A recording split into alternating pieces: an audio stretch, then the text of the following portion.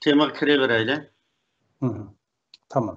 Avval Sharq Turkiston fondining qurilganligi ko'pchilikka nisbatan yangilikmi emas, ammo fondning hisobot numerini ololmay turgan vaqtimiz o'tib ketdi. Belgiyada bir mezgil avval bo'lgandan keyin oxiri biz fondni hal qilish uchun chuqur Belgiyadan voz kechishimiz kerak deb Gollandiyaga o'tgan bo'ldik. O'tgan yil 7 oydan tortib Gollandiyada foundationga munosabatli rasmiyatlarni ado qilishga tirishgan. Xo'sh. Bankning rasmiyati yana o'xshashli Gollandiyadami bu masalalar bilan birdan savdo plani, birdan boshqa sabablar bilan kechikkan bo'lganda bu qatim Gollandiya hukumatining Uyg'ur masalasini 40-yilda bekitishiga ergishib, bankning politsiyasi biroq o'zgargan bo'ldi. Shuning bilan Sharq Turkiston fondi bu rasmiy tasdiqni o'tdi. Sharq Turkiston fondining hukumat tarafdan bo'lgan iltimosidimi bizning maqsadimiz Sharq Turkiston xalqining eng tubki voz kechilmas aqalliy huquqi va 1948-yili BT tarafından kullanılan kişilik hukukunu Sharq Turkistondagi har bir odamga tatbiq qilgan bir jamiyat qurish orzuyimizning borligini ta'kidlagan bo'ldik. Foundationning maqsadimiz shunday tizimni olgan bo'ldi. Shuni hozir mana ekranda siz slaydni qo'yishni boshlasangiz. Tamam.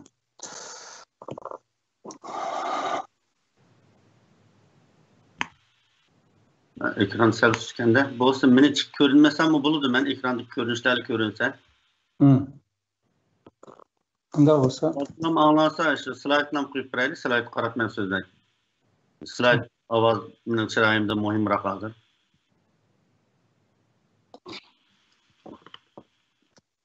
Xo'sh. Bu bizning yangi chiqqan kartimiz, ko'rganimizdek buning ismi Stekton, ya'ni Foundation degan gapkan Golland tilida. Stekton Foundation. Buning ust tarafidagi pul saqlashlar uchun qulaylik bo'ladigan Swift kod yoki biznes kod deb qo'ydik. Andın bankning adresini va so'rab qolganlar bo'lsa va bizning IBAN karta nomerimiz. Bizning eng oxirgi rasmiyat, siyosiy rasmiyatlarimizga oid ishlar butun degan gap. Bundan keyingi masala bizning qanchalik mablag' to'play olishimiz va bu mablag'dan foydalanib nima nishonlarni ishga oshira olishimizda. Leksiyaning meningcha dastlabki qadamida bu foundationning qurishiga turtki bo'lgan va foundation qurilgandan keyin qiladigan ishlarga turtki bo'lgan ba'zi bir oq ko'rinishga va masalalarni javoblansak to'g'ri bo'ladi deb qarayman. Bu vaqtda bir muncha savollar programma chiqqandan keyin va bayatni sizdan topshirgan savollar bo'ldi. Menimcha programmada shunga avval javobni berib o'tgandan keyin eng oxirida andin foundation haqidagi davomli fikrlarimizni o'rtoqlashsak. Yani avval savollarga javob beramiz demoqchimi? Emniyet ikisi bir gap. Foundation oq ko'rinishlik masalalar emas. Foundation nima uchun qurildi? Bundan keyin nima ish qiladi foundation? Texnik konkret holatda xalqning tushunish uchun yangi bir temalarni sunmoqchi. Savollarning ichida ba'zi bir savollar kelyapti. Ya'ni bizning ota-onamizning g'amini qilishimiz va navbatda millatni kampdan qutuldirishimiz, turmidagi necha million odamni qutuldirishimiz va Xitoyning bizga qilayotgan o'sha qirg'inchilik siyosatlarini to'xtatish bu amaliy ish. Men mustaqil bo'laman degan gap bu bir xiyolparastlik, shunsan xiyolparast qilyapsa degan gap bo'lyapti. Shu men bu yerda kim xiyolparast degan bir temani qo'yib qo'ydim. Zodi mustaqil bo'lmay turib kishilik huquqni kafolatga qilma deganlar ham xiyol qilyapti yoki mustaqillikdan boshqa kishilik huquqni hal qiladigan umumiy masala yo'q deydigan biz ham xiyol qilyapti. Buni bir tahlil qilsak, ikkinchisi chek analizi deb qo'yamiz. Chek analizi balkim nurg'unlarga nisbatan bu yangi bir analiz shakli. Sal turib tema kirgandan keyin onu ko'ramiz. Andan yeni bir masala var. Bizning ba'zi bir qarindoshlarimiz bu shunday millat o'layotgan bir ahvol ostida bu Najmiddin nima quruq gap qiladi bu darsi leksiya so'zlab. Uningdan ko'ra miltiqab ossaq bo'lmamdi Xitoyni. Biz darhol qurollar kurashga atlansa quruq gap bilan ishdan atmaydi degandek gaplar bo'lyapti. Shunga kimning quruq gap qilayotganligini bir Sharq Turkiston Cumhuriyet Partiyasi nima ish qilyapti, amaliy ish qilmadi, quruq dars o'tib gap qilmadi degandek gap qarta bir bunga javob bir qo'yish kerak deb qardim. Yeni birisi bizning SWOT analizimiz, yani mustaqilligimizning SWOT analizi. Bundan burun Xitoy bilan Amerika munosabati o'rtasidagi Xitoy ustidagi SWOT analizini sungan balki esingizda bo'lsa, hamda bizning masalamizda, bizning o'z ichimizda qanday bir SWOT analizi mavjud, uni ko'ramiz. Andan yeni bir masala to'xtalib qo'ysam, keyingi masalalarni savollarni o'tirib chiqishib yashtak bo'ladi deb qardim. Andan oxirida Nimiş siyasi partiya, yani bazı adamlar bana bir vas sorgan bo'ldi. Shuncha valajıq tashkilot, hukumat, qurultaylar tursa, sen nimiş yangidan bir qursa shulardan birasi bilan ish qilsang bo'lmamdi degandek bir fikrdan o'tirib qo'ygan bo'ldi. Bumi albatta menimcha bir cho'qim javoblantirib qo'yishga tegishli bir savol. Undaqda aldı bilan shu o'rtaq ba'zan Köpügen qarindoshlarimiz uchun balkim eng qiziqadigan nuqtadan birisi bo'lishi mumkin. Ya'ni bir qarindoshimiz alayda ayrim aloqa orqali bizga uchur yo'llabdi. Savol. Buningda hurmatli Najmiddin efendim, Sharq Turkiston Cumhuriyet Partisi Mustaqillik harekatida milliy harakatimizda ariz, da'vo, inson huquqlari da'vosi qatorliqlardan mustaqillik harekatiga yuksaltishda qanday faoliyatlarni qilyapsizlar deb bir savol so'rabdi. Do'stim shundan boshlaydi. Tema kiraverayli menimcha. Shu temadan chiqdi bu javob. Chunki bu savolning javobi yolg'iz bir-birini qo'shsak ish bo'ladi bilan tugamaydi shu. Nima uchun ish bo'lganligini so'zlashga to'g'ri keldi. Leksiyaga kirgandan keyin mana shu leksiyadan shunga javob topamiz. Tamam.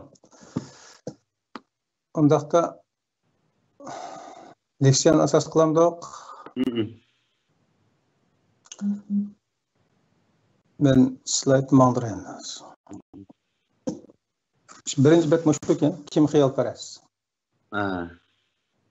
Bu navbatdagi bizning krizislik ahvolimizni qarta o'xshamagan hal qilish usuli bilan chiqayotgan bir savol. Ba'zanlar bayada o'tganimizdek bu mustaqillik degan navbatda amalga oshqol bo'ladigan oson gap emas. Navbatga real masala millatning hayot mamlakat masalasi bo'lgandan keyin millatning hayotini saqlab qolish va Xitoylarga shu kampani taqtishdek bu narsa texnik amaliy real masala. Shu mustaqillikni keyingi bosqichga qo'yib avval mush masalani hal qilsa degan o'zini real parast hisoblayotgan va bizni xiyol parast hisoblayotgan qarindoshlar bergan javobim shu. Xitoy bu qatim niyatni bo'sh tutmadi. Xitoyning bu qatimli qilayotgan siyosat nihoyat aniqki va ipak yo'lida turg'izayotgan o'zining mangulik amnilik degan siyosatidan aniqki, bu yerda bir ta'til xarakterli gap nima deb qo'yay.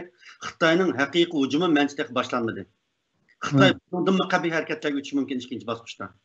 Agar millatimizning Xitoyning navbatdagi qirg'inchilikqa tutgan pozitsiyasi yetarsiz bo'lsa, ko'rsatgan qarshiligi yetarsiz bo'lsa, dunyoning Xitoyning navbatdagi qirg'inchilik siyosatiga tutgan pozitsiyasi yana hozirgi holat bilan davomlashadigan og'zaki xizmat yoki mediadagi xizmatlar bilan to'xtaydigan ish bo'lsa, Xitoy texnika bir harakat yutadi. Xitoyning ish qilish odatini bilgan har qanday odam yutadi. Xitoy avval kichik hujumni boshlab, bizning qanday qurol ishlatib, qanday qarshi turganligimizni, qanday pozitsiya ko'rsatganligimizni bir qadam sinab bakkandan keyin haqiqiy hujumni boshlash mumkin.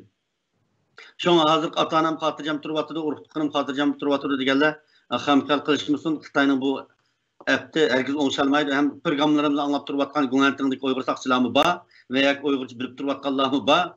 Hoş. Şunu siz bilen biz görüşden başga ýene wetendiki munapyqlar hem görüp turdy bu näsini Xitoyga işläwatganlarmy. Ular hem agah bolsun ki Uýgur atlygyny hiç gaýsyny saklaýmaslygy mumkin Xitoy. Bunun için Uygurlar hazırdan başlap kolumuzdan keladigan barlyk imkaniyetlerini en ciddi şekilde, en ahirki bir tamçı qalgan bir milletning siyasi altını özümüzde namayan qilishimiz kerak dep qarayman.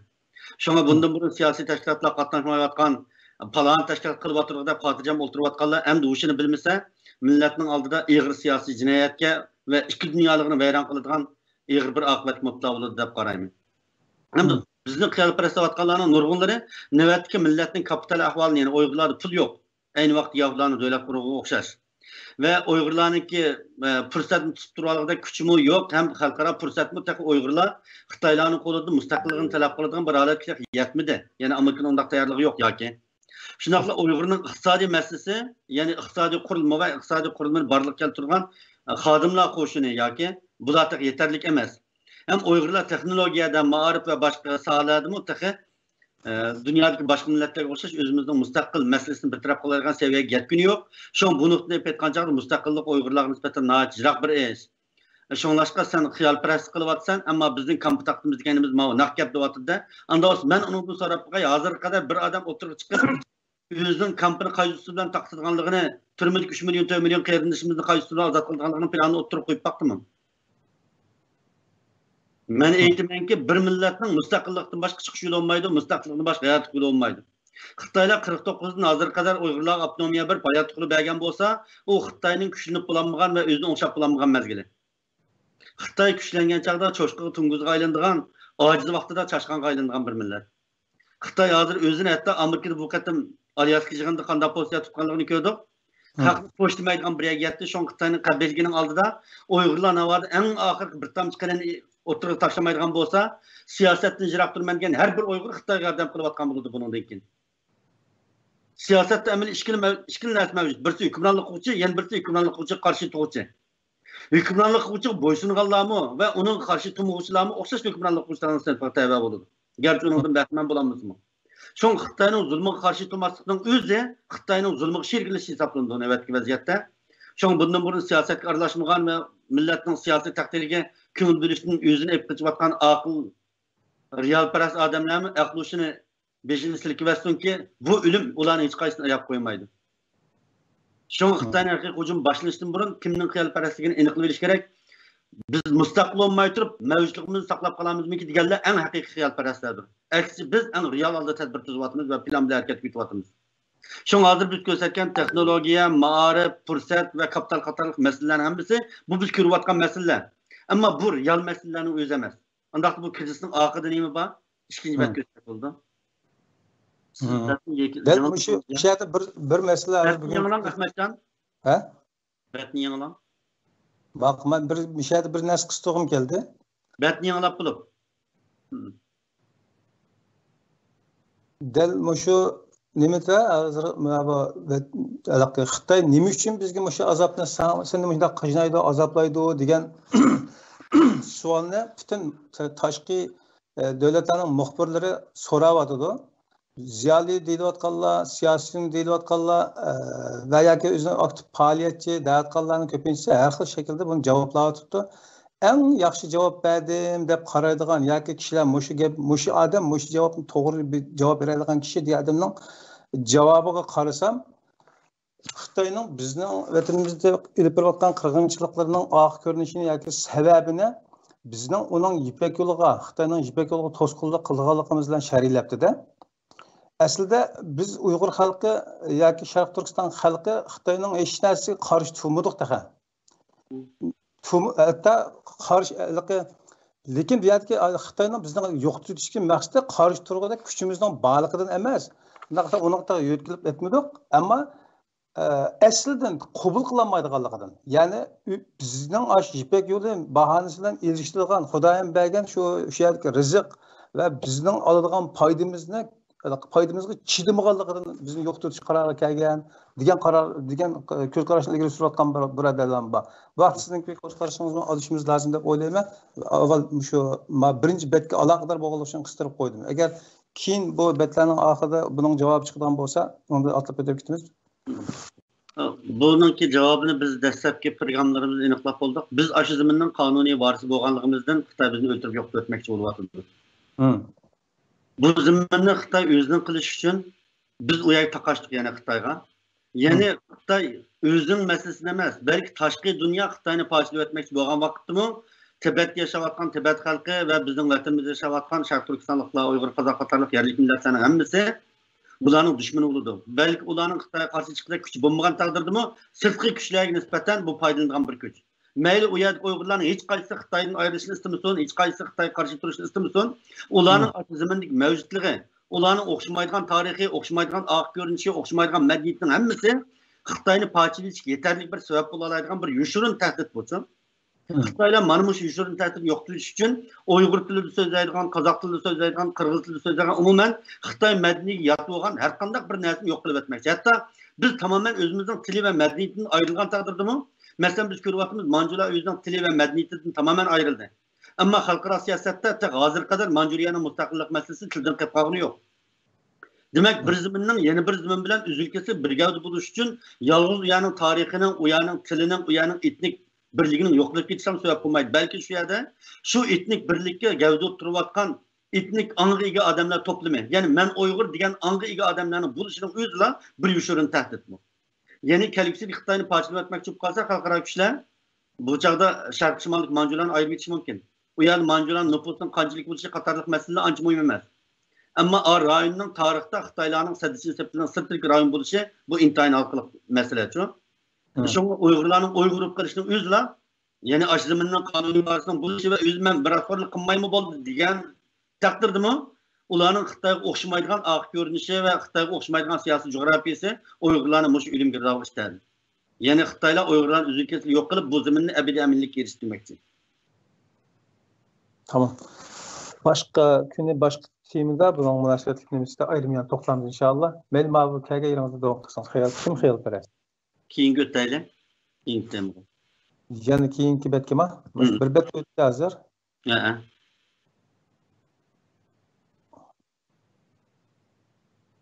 Xaritini kichiklastak bo'ldi. Mao 2017-yildagi hozir buning qaraganda ahvolda ozroq yaxshilanish bor. Qora ko'k rayon dunyodagi demokratik rayonlar. Ya'ni demokratik rayonlar degancha shunday bir narsani ta'kidlab qo'yish to'g'ri keladi. Demokratik rayonlar bugungi kunda G'arbning falsafasi bilan to'yingan, G'arbning davlat qurish prinsiplariga uyg'un bo'lgan va partiyalarning raqobati orasida saylan orqali o'zining hukumatini barliq keltiradigan, bu yerda fuqarolarning so'z erkinligiga kafolatga ega bo'lgan, har bir fuqaro o'zi xohlagan shaklda yashay oladigan davlatlarni ko'zda tutadi. Ya'ni bu biz izchil ta'kidlayotgan kishilik huquq ahdnomasi deyotgan mush ahdnomani o'zining fuqarolariga to'liq tatbiq qilgan davlatlar bu xaritadagi qora ko'k rayon. Ammo bu yerda seriq rayonlar bo'lsa nisbatan shundoq bo'layotgan rayon. Ya'ni qabihmi emas, masalan Turkiyada Erdo'g'onga qarshi odam parlament o'rin tuta oladi. Ammo Xitoyda Xi Jinpingga qarshi odamning parlamentda o'rni yo'q. Şuna seriq rayonlar, ikkilamchi rayonlar. Ammo bu rayondami yanıla tahi erkin davlat deb qarab ketilmaydi. Erkinlik bilan mustablikni o'tirishlik bir rayon. Bu rayon qarag'an vaqtda biz shunday bir narsani ko'ramiz. Butkul islom dunyosiga tava rayonlarning ichida Yevropadagi Bosniya, Albaniyani hisob qilmaganda, hatto Albaniyani yerim demokratiya deb hisoblabdi buningda. Faqat Tunis bilan hisoblab qo'yibdi bir demokratik elde. Onundan boshqa islom dunyosiga tava hech qanday bir el yo'q tahi. Bu narsani bunda bir narsani his qilamiz biz. Bizga ta'sir ko'rsatayotgan dunyoning umumiy siyosiy jug'rafiyasi deb turlar.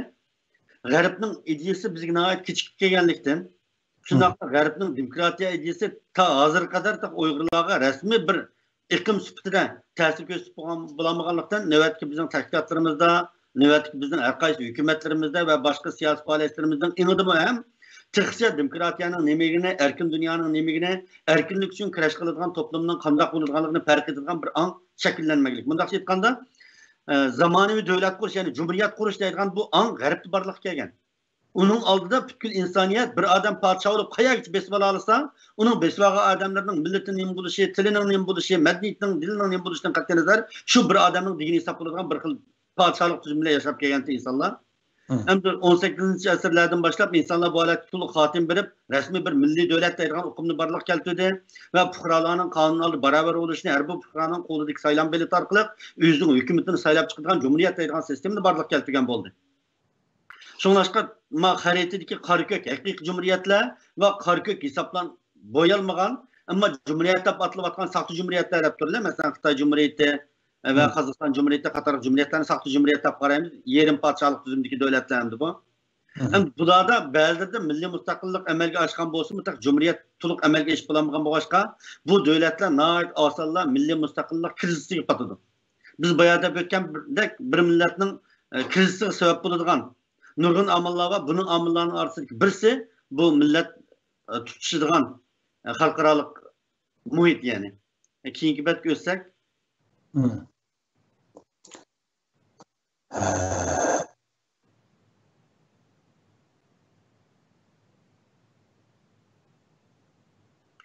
bu şu xaritadagi rayonlarning siyosiy uyg'unish davridan ko'ra olamiz. 1649-yil biz oldin qatim millatlarni qanday qilib ko'tarishgan temada deb o'tganimizdek, Angliyada eng oxirgi ichki urush to'xtab, Angliyada parlament qurulmish barliq kelgan vaqtning o'zida Angliyada amaliyotda podshohning huquqi cheklanib uchrab, ko'p sonli odamlarning manfaati parlamentda gavdalanadigan.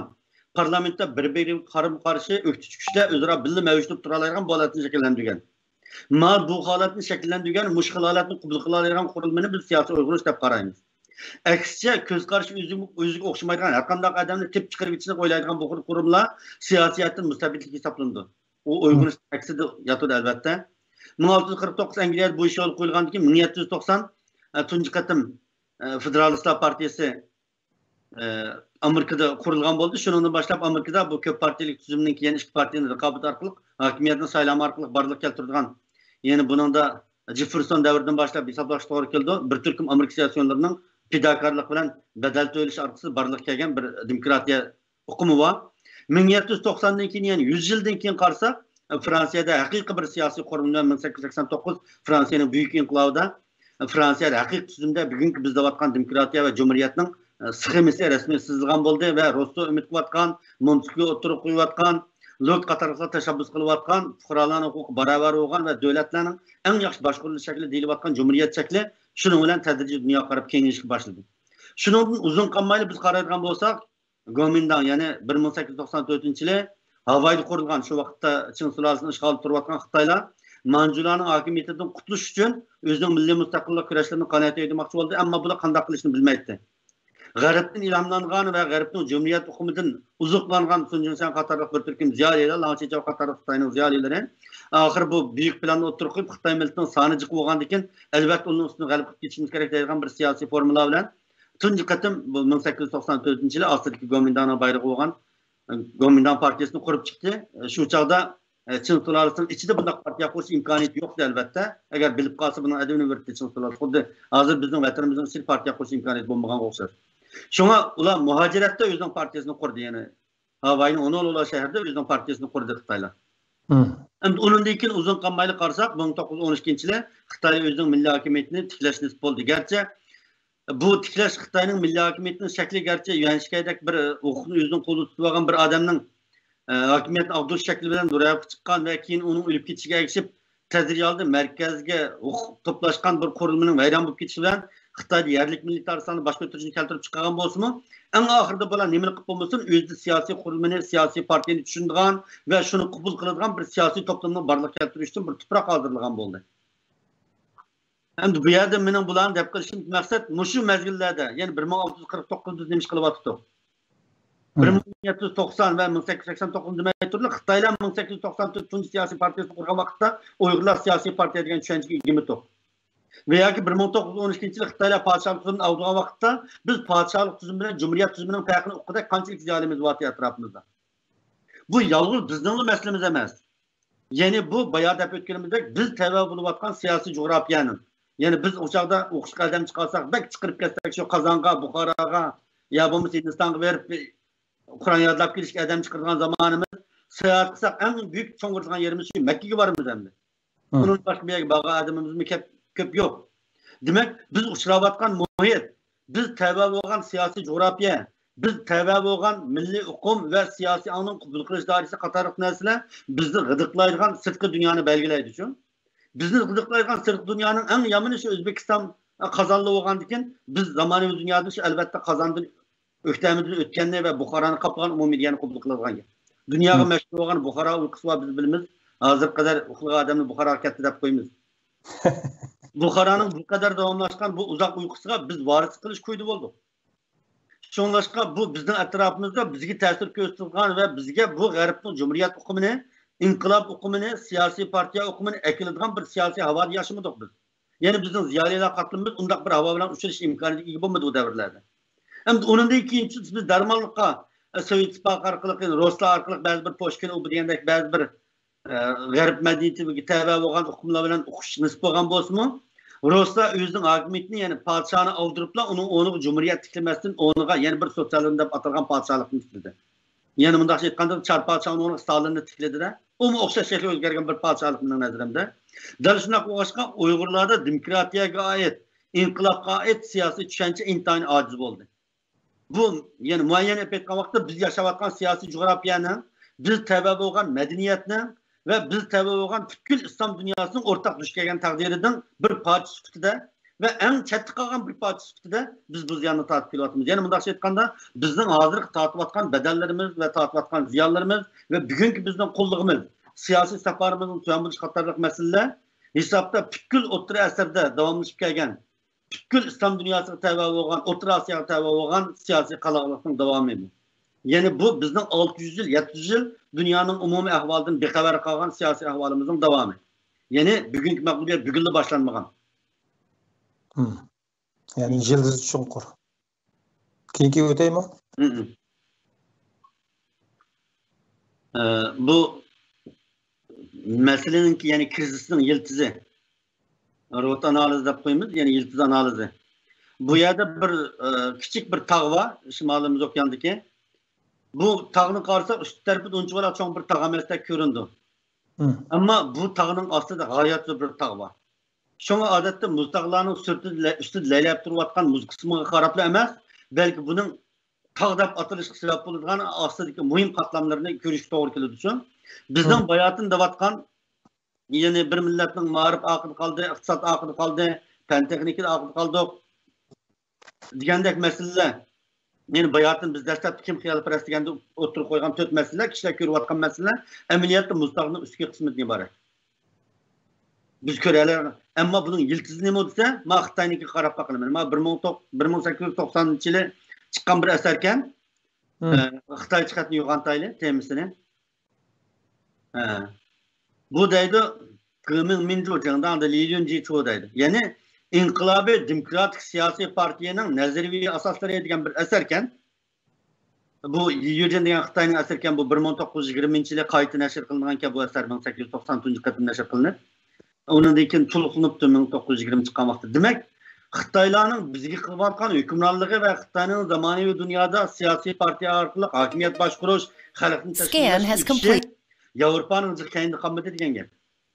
Yani İslam dünyasındaki har qanday bir davlatning oldida mangdi. Bugungi Xitoyni dunyoda Amerika bilan ro'baro tuzayotgan narsaning asosi amaliyotda Qing sulolasi davrida Yalida o'qiyotgan, Harvardda o'qiyotgan shu uzun chachli Xitoylarning to'pisidan kelgan. Balkim sizlar anglagan bo'lishingiz mumkin, Taiping Tangoning davrida Taiping Tangoning Amerikada o'qib kelgan, Yalida, Harvardda o'qib kelgan maslahatchilari bo'lgan.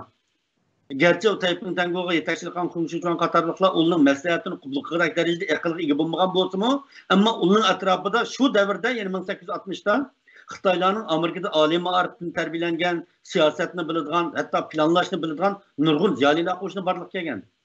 Mana shu ziyolilar qo'shinininki to'pisi bilan Xitoylar keyingi Kuomintang davridagi sanoat kuchini va Gumsandangning davridan keyingi atom bomba sanoatini va bugun bizning başımıza kelayotgan bu qirg'inchilikni planlaydigan darajada bir siyosiy ustunlikka ega bo'ldi degan gap. Ya'ni bizning bu jihatdagi ojizliklarimiz yolg'iz tunugun bugunla boshlab qolgan ish emas. Nihoyat uzoq bir tarixiy an'anadan kelayotgan narsa, ya'ni bir siyosiy an'anadan. Keyingi o'tsak, undaq bo'lsa bayatning tog'ning ustini bayatning 4 narsani ko'rsatgan bo'ldik. Mao Çek anaları da koymuş, Çek degende kültürel yani medeniyet, history yani tarih, andın ekonomik, iktisat ve bizim coğrafilik caylaşışımız. Bu kadarlık nesle aşı biz bayatın davatkan bir milletin iktisatta, medeniyette, mağripta ve fen teknikide kendi kalıştığı sebep buluvatkan amıllar Mao. Yani biz fakat milletimizden bu ne için iktisatta, fen medeniyette, mağripta başkalarının kendi kalgını görebiliriz. Ama ne için şuna olurken meselelerini bana bu çeken arızatlık bunu körsek. Yani bizim tilimiz. Yani degende biz kaysi til arkalık uçur kubul kılımız ve bu uçurlardan biz neminiz kılımız. Yani biz Uygurlu sözlerimiz elbette. Bizim tilimizde zamanevi siyasi inkılapka ait, hukuk tartışılışka ait, yani bir milletin devlet kuruluşuna ait ve cumhuriyet ait hukumla kaçandan başlayıp bardak ilişki başladı. Anladın bizim etnik tevelligimiz, yani bizim etnik tevelligimizin etrafında veya bizim etnik tevelligimizin bir kısmı olan bizimle fikir almıştırılan ve bizge tesir göstergen kıyırındaş milletlerin içinde şu bizni siyasi cihetten gıdıklaydıgan, siyasi uçurunu yetkizdigan, en yeni inkılabi küreş ilgilerini bizi yetkizip paralaydıgan tecrübe sahibi Bahmet'i galip kazangan. Ya koşullarımızın içinde Şimsariye Bahmet'i digendek. Mesela koşulumuz Tacikistan'ın onun Şimsariye bu kadar olsa değil. Veya Hindistan'ın onu Angliya bu kadar olsa bizi ikiliden uçur ve biz eriştiğen dünya kullanılan pozisyon başka olan buludu için. Çünkü bizim etnik alaylıgımız bölüm cihetinin bizim tarihimizde ve biz kabul kılınan siyasi uçurlar tesir gösteriyor. Yani bunun başka bizim dinimiz. Eğer Fikir İslam dünyasında 1890'dan başlayıp bir cumhuriyetçilik yakın partilik tüzüm siyasi inkılap katarlıklar modu olan olsa belki bizim o 1930-40 yıllarda bu siyasi inkılapını vazgeçip kalan bulattık. Yani bizde ve dini sisteminin ve bizde ve kişilerin işlep çıkış sisteminin ki ve onun başka bizim kahramanlıkını uluglaydıgan bir siyasi ananemiz var mı yok mu mesela bizim milli kültürümüzde? Bu meseleler mi bir milletin cengivarlığı tesir gösteren amillar için? Yani bizde bir adam kahramanlık ölse, onun kahramanlığının övgünüp hem adam aşında kahraman bulaylıya daydıgan minglap adam çıkamdı veya ki hey balam köydüğümü palanı singenliğini yeme hükümet karşı Çamarkand'da Xitayga men köydüğümü öldü ailesi bayramı ketti sen kuanlık cim tocumu Xitay'a karşı çamatma adab terbiyelerdi mi insanlarımız? Yani bir milletin en ısıdı davamlaşıvatkan kahramanlığı boğan tunuş meselesi. Yani onunla başka kımmet karşı. Mesela Nozgum Ruhi'nin bizlerge hazır kadar tıllar dastan bulup geldik ama hazır takı vatanımızda biz Nozgum Ruhi'ni ögünüp bir Xitay yerini ozuvatgan bir kızvalının hikayesini anlamadık da. Yani bizim kıymet karşımızda bu kadar hayatlıkını yaxşı görüp getiren peskeşlik evcürüp gitti mi yok. Yani insanların hayatıda mı kıymet urun tutulgan insani kıymetler olurdu. Kadir kıymetler olurdu. İnsan itikadı için yüzden hayatını kurban kılarak boğan takdirde anıdaki yüzden takdirini özgerteleydi bu. Biz bunları karaylı mesela komünizm akidesini dünya hükmünden kılış için kurban bergen sansızlıgan komünistlerin mesela Che Guevara'ya okşar. Hatta ki Mağdun'a etrafındaki erişilgen adamlara okşar. Veya Lenin'in etrafındaki erişilgen nurgun adamlara okşar. Özünün gayesi için, özünün itikadı için can bergen nurgun adamlarını köreleyim. Bir milletten manmışnak özünün gayesi için ve bir kıymet karışı için özünün hayatını, o millet özünün siyasi takdirini özgertiş aciz kapkalı da hakikaten. Meyli Ruslarının tesiri olsun, meyli Xitay'ın tesiri olsun veya biz tabi medeniyetin tesiri olsun, bunların hepsi bizim medeniyetimizde siyasi kalıdığın bir kıl önemli keltirip çıkargan için. Şunlaşka Uygurlar da siyaset arlaşmaydı diyen gapni bir xil bexatarlikning endişesi qo'llandı. Uni herkes satqınlık bilan teng ma'nodaşlik arlaşmayman degan gap bir men pastkash degan gapning barobar shakli bu. Yoki men satqın degan gapning barobar shakli. Her bir Uygur siyasetinin içinde amaliyotda boshqurilyapmiz. Siyasetga bosh o'ylayapmiz. Siyaset tarafidan izilyapmiz ve asrlab bosh ko'tarmayapmiz siyasetning zulmi tufaylidan. Mana bugun yana shu Xitoyning siyosati tufaylidan milliy mavjudligimiz uzil ketib yo'q qilinish oldida turibdi. Men mujnaq ahvolda men siyasetga munosabatsiz degan odam xoin bo'lmay nima u? Şon xoin bo'lish yolg'iz Xitoyning katmini chepish emas. Xitoy qarshi turmaslikning o'zi xoinlik navbatdagi ahvolda. Hem ikinci bir mesele var yani Uygurların kişi 500 doğrulan kirme iqtisadi ahvali. İş hakkı mesela. Bundaki işimizde mesela bazıda bulup Avrupa'da pek gözü göründü bu işler. Kişilerin oturusunda baylar sınıfı bilen kembagaller sınıfı şekillengen vakitte yani komünistlerin diyen gibi bilen etkanda. Ve yakınmaydı milletler oturusunda kişi 500 doğrulan kirimde perik hadini ziyad doğruyup ketken ahvalası da hadini ziyad namratkan bir türküm halık hayatın ümidini üzüp özünün siyasi takdiri için küreşliş mecbur oldu. Xuddi Fransiyadaki destek kommunal inqilablarga ve Avrupa'nın destek mezgillerindeki işçiliği hallarının proletariat inqilabı okşar. Bundak bir mesele buldu bu bizim vatanımızda. Andın insani kıymet qarash meselesi, tütkül cemiyetimizin siyasi kurulması, andın cemiyetimizin iqtisadi kurulması da soğut ticaret kançılık urundu turdu, dehqonchilik kançılık urundu turdu. Qatarlıq meselelerin hemmisi emeliyatta bizden iqtisadi ahvalımız arkalık bivasıta bizden siyasi inqilab qozgaş bir seviyemizge Türk bulutgan amillarının birikende. Yani onun başka bizden tarihimizde epey kançalı tarih kimler bizni besip aldı, ular bizi kandı kızı şekilde gümrünlük kıldı. Onun başka bizden tarihteki galip kılgan ve mağlup olan çağlarımızda kıp kalgan, bizi kıp kalgan bir tarihi asaret var. Yani galibe ve mağlubiyetten kıp kalgan eslimler. Bu eslimler bizde devamlı kahramanlık gözü günde vatandaş sen kahraman bolsan şeref kazanırsa hem işlerin hal olur dep yak sen kahraman bolsan ölümden başka yolu yok. Şon sen korkunçak yaşadı vatandaş bu eslimlerimiz. Onun başka biz yaşavatkan cemiyetin kanun sistemimiz kandaktı. Yeni biz hükümranlık kılatkan Xitayların siyasi kandaktı. Bu meselelerin hepsi bizim siyasi enimizde ve küresliş iradımızı tesir gösteren şunu belirleyen meseleler.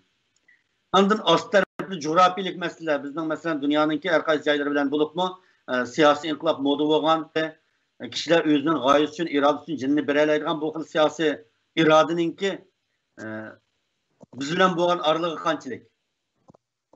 Andın bizim etrafımızdaki devletlerin bu işten boğan münasebet kandak veya biz teve rayonundaki başka caylardan boğan soğuk ilişimlere katarlık meselelerini bizi kep getirgen karvallarının ve bula uçurarken siyasi muhitin tesiri katarlıkla.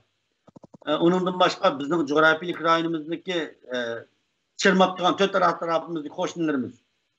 Bulanık siyasi ahvalı, siyasi uyguluş ahvalı kandak. Bizim katnaş ahvalımız kandak. Biz kimler bilen alakalaşımız yani kimlerin gıdıklışı uçurayımız. Manmuşların hepsi emeliyatta bizim dünyadaki iqtisadi ahvalimiz ve dünyadaki küreş iradımızdaki tesir gösteren meseleler. Yani biz levatkan bayatınca bizim iqtisadi cihette, mağarip cihette ve baş cihetler kendi kılışımızga sebep buluvatkan amıllar menmuşu çekin alız arkalık oturup çıkıvatıdı. Yani biz tebe olan siyasi coğrafyanın, biz tebe olan tarihinin, biz tebe olan namrat iqtisadının ve biz tebe olan şu bir medeniyetinin işiyken bu. Yalnız Uygurların meselesi emez. Şuna Uygurlardaki bazı bir ayıp meselesini yalnız Uygurlarga qarab emas, biz tebe olan coğrafilik rayon ve bizden qo'shnilarimizning ahvoliga qarab turib selektiv hukm qilish kerak bo'ladi shu. Bu huquqni aytib aytgan chog'da bizning ahvolimiz nihoyat yaxshi deb qarayman men. Chunki bu chegara analizi odatda siyosiy coğrafiya nihoyat keng qo'llanilgan bir atalgı. Hazır bundaq bir məsələ var. Nurgun adamlar məsələlərin yıldızına qarashdan yerindi. Məsələn, Nurgun adamlar ağırqı doktorxananı qışıq olsa, sen bunu kesel olub baqqanmı? Atanan nem kesel olğan, apan nem kesel olğan kesel tarixini soraydığa iş var da. Bu vaqtda sen hazır darı və mən imiş keselini təkshirim deb turib olsam aldırab ketdigan. Diagnoz qilman, men becha tekshirish bor va yoki bo'lmaydi. Sen ultradolqinlik tekshirish berib keldi, boshqa bir yadro ultradolqinlik tekshirish u yerga buyurgan ishlar bor. Tekshirish shap pul davolamay mavgi adamni tekshirib bekadan beka pul tatib qaqshaydigan ish bor. Kasalning yiltizini topmay turib qanday davolaymiz uni? Bizning bugungi siyosiy ahvolimizning manbasi ne? Biz va siyosiy tanqidni qilmoqchi ekanmiz. Kasal qayerdan kelgan bo'lsa, shu yiltizning o'zini kesmek lazım. Qaysi shaxs kasal tekkan bo'lsa, shu shaxsni kesmek lazım-ku. Shu bizning tarixiy masalani so'zlashimiz bu masalaning yiltizining qayerda ekanligini ko'rsatib berishdan iborat. Shu yiltizning qayerda ekanligini ko'rgan vaqtda biz ondan yiltizdan boshlab chiqsak bu kasalni oldini olaymiz. Bo'lmasa bu takrorlik davomlashadi degan gap. Oldingi bir avlod mag'lub bo'lgan bo'lsa, biz yana uning keyinga yugurib olsak bo'lmaydi-ku. Chuqur o'zi nima uchun mag'lub bo'ldi, uning mag'lubiyatining sababini tadqiq qilishimiz kerak. Tarix shuning uchun lazım bizga. Shu tarix amaliyotda tajribaning oldingi quroli bu. Biz bundan keyin tajribani amaliy bir ahamiyat qilishga aylantiramiz aytganmiz. Chuqur insoniyatning tarixidan, mustaqil bo'layotgan millatlarning tarixidan bizga qolaylik o'rnaklar bormi yo'qmi? Nimishqa Uyg'urlarning siyosiy inqilob irodasi, siyosiy birlik irodasi bu qadar ojiz degandek masalalarning yiltizini tepishimiz va buni yiltizdan boshlab davolashga har bir Uyg'ur qatnashishi shart bo'ladi. Hozir meni nurg'un bizning qarindoshlarimizda Necmiddin quruq gap qilib millat o'layotgan bo'lsa, bu amaliy ish qatlanmay ders etib o'ltiryapti. Bu darslar millat qutlamdi ekan, millatning umrini mushtaq ahmoqchi bo'lamiz degandek ba'zi bir fikrlarmi bor albatta. Endi kim quruq gap qilyapti? Xo'sh, men quruq gap qilayotgan bo'lsam, sen quruq gap qilyapsan degan odam nima ish qilyapti? Bu gapni demay turli. Qani uni boshlaydigan oldingi qilib chiqsin, bo'lmagan chog'da qilib chiqsin-da. Mushqatim Kanadadagi qarindoshlarimiz bir majlis salimizda senlar millat o'lyapsa, o'qanmay majlis salamdan deb qaqshayotganligini ko'ryapmiz-da.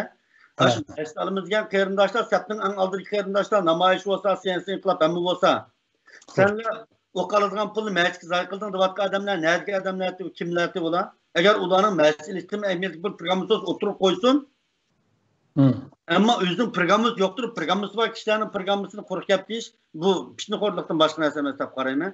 Navbatda men quruq gap qilyapmanmi yoki sen quruq gap qilyapsan deyotganlar quruq gap qilyapman deb qarayta qarsa, har qanday biz mayada inqilobning siyosiy strategiyasi deb aynan oldik bu narsani. Her qanday bir inqilobningki siyosiy strategiyasida ikki masala bo'ladi deydi. Biz oldin qism deb o'tdik, endi takrorlab qo'yishni ma'qul ko'rdim. Yana birisi ichki jihatdan kuchayish. Yana birisi sirtqi jihatdan aloqa bog'lash. Ya'ni har qanday bir siyosiy inqilob u siyosiy inqilobga ehtiyojli bo'lgan shu millatning va yoki shu rayonning ichki jihatdan kuchayishi bilan sirtqi jihatdan mosishni bir vaqt talab qiladi. Ya'ni bizning millatimizning siyosiy kurishi va millatimizning kampan taqishi va mustaqil davlat qurishimiz qatorliq imkoniyatlarni ichida hamma masalalar Uyg'urlarning ichki jihatdan kuchayishini, ichki jihatdan birlikni ishga oshirishni, siyosiy ishtirok qilgan texnik ko'p Uyg'urning bo'lishini taqozo qilgan bo'lsa, sirtqi jihatdan xalqaro siyosatga ta'sir ko'rsatadigan davlatlarning bexatarlik ehtiyojini, masalan, Amerikaning bexatarlik ehtiyojini va dunyoning birinchi numaralı kuch davlat o'rnini uzoq saqlab qoladigan bu ehtiyojini o'zimizga foydali siyosiy kuchga aylantirib bundan foydalana oladigan bir siyosiy strategiyaga ega bir turkum odamlarni, ya'ni biz deyotgan fursatni tuta oladigan vatanparvarlik qo'shinni barliqqa keltirishga ehtiyojli bo'lamiz biz. Shunga biz ikki jihatdan siyosiy ma'rifat beryapmiz. Shu bu yerda Nelson Mandelaning mashhur gapini ostiga eskartib qo'ydim. Ya'ni millatning siyosiy kurishining yo'li ikki jihatdan o'zimizni kuchlantirish. Masalan, siyosiy ma'rifat orqali nima uchun biz musholat qilib qoldik va bu masalani qanday hal qilamiz? Xalqning siyosatga bo'lgan tunishni, siyosat bilan shug'ullanish ingini o'stirishimizga to'g'ri keldi. Bu yerda Nurg'a adam sen millat ulvasi ma'rifat bilan shug'ullanmding, liksa so'zlab o'tiramding deyapti. Qarindoshlar bir tal ishkapni qurash uchunmi, ishkapni tushuntirishga qarash to'g'ri keladi. Biz odatda bir tal binoda kichik bir ishni qilish uchunmi necha 10 yil o'qiydik binokorlikdan. Siyosat bilan ash binokorni ishlatadigan, ash fizikantni ishlatadigan, ash ximikni ishlatadigan, ash ishchilarningki bunday aytgan chog'da ash tabiiy ishchilarining xo'jayini bu. Bundaq bir muhim fanga bizning ahamiyat vermasligimiz, hech nimani o'rganmayli, ya'ni turib ham o'tirib tushishimiz to'g'ri masalacha. Albatta bu deganlik biz o'rganish qilib turibmiz, boshqachilik qilmaymiz emas. Biz parallel ish qilyapmiz. Bundaq aytgan chog'da Ushlatning inqilobining askarlarining ba'zi misollarga o'xshash to'g'ri keldi. Ushlatning inqilobining dastlabki mezgillarda urushda xizmat ko'rsatgan ba'zi bir qarindoshlarning madaniyat saviyasi tuvankan, o'kan deb buni savaş çıkış qavatayotgan keyin Xitoy Kompartiyasi kirgandan keyin umumyuzlik savatsiz askarlarni yig'ib olib miltiqni o'rniga qalamni tutib qo'yib ilimpan bilan miltiqni tanlamaydi zot baraq ilimpan o'rganib taqolmaydi deb bilan bularning qo'lida miltiqni qalamga almashtirayotgan bir ish bor uchun biz unda xatolarga sodir qilmaymiz. Ya'ni biz meningcha bo'lsa agar men ayni davrda qolgan bo'lsam kunduz miltiq atib kechasi o'g'inish qilgan ishni yo'l qo'ydim-da men. Xitoylar shunday qildi. Şoň bizning kimdan keladi ular. Şoň biz bir tarafdan sirtqi kuchning qo'limizdan kelishicha siyosiy faoliyatini olib beryapmiz. Bu yil bizning Yevropa Ittifoqiga yozgan xatlarimiz va boshqa dunyoning joylariga siyosiy yo'nlarga yozgan xatlarimiz 100% oshdi bu yaqin jarayonda ishida men qaysi kuni email statusini qildim. Endi bu yerda yozgan xatni biz aloqadan odamlarni bir-birlab ko'rishning o'rni yo'q. Albatta bu biz qo'limizdan keladigan eng bir ammo bizning xitimizni kuchlantiradigan va bizning iltimoslarimizni kuchlantirib turadigan narsa bizning atrofimizda to'plashgan xalqning soni va xalqning siyosiy irodasi bunday aytganda. Şoň bizning ichki siyosatni shakllantirgudek darajada siyosatni biladigan bir turkum odamlarimiz bo'lmoq lozim. Ya'ni men o'lsam bugun kechda Xitoy meni xastagan bo'lsa va yoki har qanday bir ish bilan mening qo'limdan bu mashalni mang'alaydigan necha yuz necha ming odam bo'lish kerak. Shu chog'da anda bu millatning ishini umid qiladi. Şoňlaşqa bizning navbatdagi birinchi vazifamiz ikki, ya'ni bir tarafdan tashqi kuch bilan bizning milliy mustaqilligimizni amalga oshirish va Xitoyning navbatdagi siyosiy zulmini to'xtatish uchun qo'limizdan kelgan faoliyatni qilish. Şoňlaşqa biz mesela Volkswagen'ni aldırıp bulayotgan namoyishlar bo'lsin va yoki oilamlarda bulayotgan namoyishlar bo'lsin, partiya a'zolarining kuchimiz yetishcha har qanday siyosiy faoliyatlarga aktiv qatnashishga da'vat qilyapmiz. Albatta undan boshqa yana biz Olimpik tantanaviy komitetiga iltimos berish orqali Olimpikning Xitoyni boykot qilish va Xitoyga besim qilish shakli bilanmi xalqimizga bir nafas bo'shlik elish uchun harakat qilyapmiz. Bu chunki parallel harakat. Bayatın bir qiyinlishimiz debdi, o'sha kishilik huquq harakatlarini mustaqillik inqilobiga aylantirishga haqida qanday planlaganlar bor deb. Amaliyotda bularning hammasi parallel harakat. Ya'ni biz mustaqillik o'g'ishlik oraliqda ham kishilik huquq bilan, ham mustaqillik harakatlari bilan, ham ma'arif, ham o'qitish taraf bilan, ham o'zimizning siyosiy saviyasini o'stirish bilan, ham o'zimizning madaniyatlik varisiga hamma ishni bir nima qo'ymay tang bo'laverdi. Masalan, sizni Belgiyaga kelsam, beshingizni davat o'tib, badingizni qo'yib qo'ymaysiz herkes. Qo'lingizmi, beshingizmi tang minish kerak. Biz zamandan keyin bu kadar kendi millat o'g'ri ekanmiz, bo'libmi siyosiy jihatdan tarbiyalanishda, siyosiy kurashning nimaligini, siyosiy bidokorlikning nimaligini tushunishda boshqalarning kendi bir millat o'g'irlikdan bu jihatda uyg'unishga va buni qanday qilish kerakligini o'rganishga hammadan bakroq ehtiyoj bor. Dunyo millatlarning siyosiy ma'rifga eng ehtiyojli millat Uyg'urcha herkes ortib ketmaydi. So'nglashqa bizning hozirgi masalamiz bir tarafdan ichki siyosatimizni shakllantirish, siyosat qila oladigan bir turkum odamlarni shakllantirish va qarindoshlarımızın siyosiy saviyasini yuqori ko'tarish bo'lsa, yana bir tarafdan xalqaro siyosiy kurashga ta'sir ko'rsatish. Ya'ni xalqaro bilan bo'lgan mujodilamizni, o'zimizning diplomatik aloqalarni xalqaro siyosatga ta'sir ko'rsatadigan, ya'ni boya degandek davlatlarning bexatarlik ehtiyojini bizga foydali Xitoyni ozlashtirgan bir kuchga aylantira oladigan bir holatni borliqqa keltirish. Ya'ni biz ham sirtqi faoliyatni, ham ichki faoliyatni hargizmi qo'ldan berib o'tmaymiz. Qo'limizdan kelgan imkoniyatni ise can jahlimiz bilan tatlavatımız yani. Şu an bir yerde yani bu biz şekillendirgan kanuni asasının 4 şartı varken kademler boyunca ammaviy asas buni askan bo'lmaydi. Yani ko'p sonli Uyg'urning mustaqillik bo'lish talabini tashkillik shaklida ifodalaydigan kuchlarni o'tirib chiqishi. Yani minglab a'zosi va mustaqillikni talab qilgan tashkilotlarning g'oyat zo'r sonda ko'lamlab borliq kelishi bu bizning mustaqilligimiz uchun ham bo'lmaydigan bir shart. Yani onundan boshqa Xitoyning Uyg'urlarga bo'lgan zulmi va bu zulm tufaylidan avjilayotgan Uyg'urlardagi milliy mustaqil bo'lgan talpinish. Aslida milliy mustaqillikni talab qilmaydigan bir turkum odamlarning Xitoyning zulmi ostida umidsizlanib bizga mustaqil bo'lmay turib umid yo'q ekan deb mustaqillik safiga qo'shilishi bu ma'lum jihatni aytgan chog'da bizning energiyamizni, ya'ni krizis keltirib chiqqan energiyani dunyoda nurg'un millatlar qarasak, krizisdan keyin millatlar bir portlash va millatchilik yuz berdi-ku.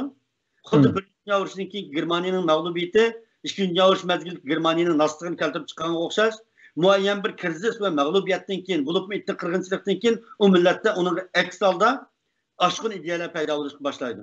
Ya'ni Xitoyning bizga qilayotgan zulmiy va etnik qirg'inchilik siyosati bu bizdagi ichki energiyani shakllantirgan bir energiya bo'ladi. Shunga Xitoy zulmini to'xtatmay turib, bu energiyadan biz ayrilib qolmaymiz deb ishlayman albatta. Bu yerda texnik muhim masala bor. Mushu sohada balkim bizning bir ilg'orlar kollektivi borliq kelish kerak bo'ladi. Yeni muşu siyasetin nemiligini biladigan, xalqaro siyosatga aralasha oladigan, xalqaro siyosatga ta'sir ko'rsatadigan darajada bir turkum odamlarni borliqqa keltirish to'g'ri keladi. Buni qiladigan narsa shu siyosiy partiya odatda butkul dunyoda. Shu biz bir tarafdan o'zimizning ilg'orlar orqali partiyamizdagi xalqaro siyosatga ta'sir ko'rsatyapmiz. Yeni bir taraftan ammiyo asasımızı güçleytibatımız ve ammının içinden siyasi mağrib arkalık texmi köp adamını biz kullanılan siyasetini ve tedbirlerini düşündüğün onu kollayıcı alet keltiriş için tirişvatımız. Menimçe aldın katımı dep etkenimizdek bir milletin içinde bir siyasi hava oldu, ortak bir birlikini talep kılıngan, müstakilliğini talep kılıngan. Muşu siyasi hava kançaki güçlük olsa bizim kelgüsümüz şunca parlak olur. Yani bugün günlükte tamamen inkar kılıp hemen taşlap fakat birli işvamanı kılıdığın diyen bir bundak bir şey hala şekillenmedi. Undaq şergiz mevcut demez. Hemen nesi birbirini şart kılıyor. Bizden dinimiz, bizden medeniyetimiz, bizden milli kimliğimiz, bizden kişilik hukukumuz, milli müstakilliğimiz. Bunların hiç kaysını taşlap koyulamaydı. Bunlar paralı hizmetler. Emeliyatta mundaqlar desek buludu mesela. Siyasi mağrib Uygurlarga nisbeten intayin lazım. Bu degan gap miltiqini tashlatib qalam tutsa degan gap emas. Biz hem miltiqini tutamiz, hem siyaset tutamiz, ammo hamma narsaning vaqti va o'rni bor. Biz qo'limizdan kelgan imkoniyatlar hozir albatta siyosiy kurash olib beryapmiz. Hargiz qurolli kurash emas bizning olib beryapmiz. Qurolli kurashni men oldin deb aytganga o'xshash buni biz endi yushirib o'tirgan ish emas, NATO bilan birlik qilamiz. NATOdan burun o'qat qilolmaydi Xitoyga qarshi. Bunu dünyanın siyasi vaziyeti, bizim gücümüz, bizim imkaniyetimiz ve dünyanın siyasi harbiy logikası belgilegen narsa bu.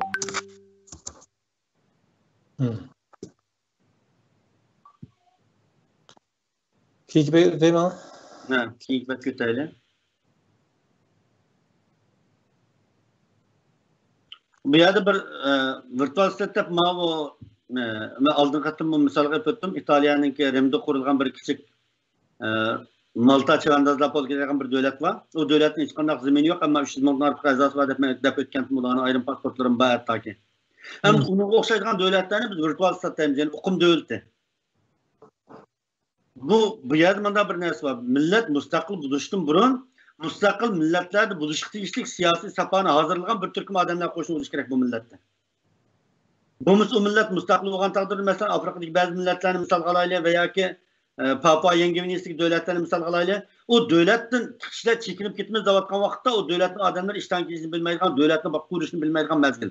Ulanı kabile aldı taşlı bitip dünyanın siyasi coğrafyasını sırtı koyuşta imkaniyeti yok.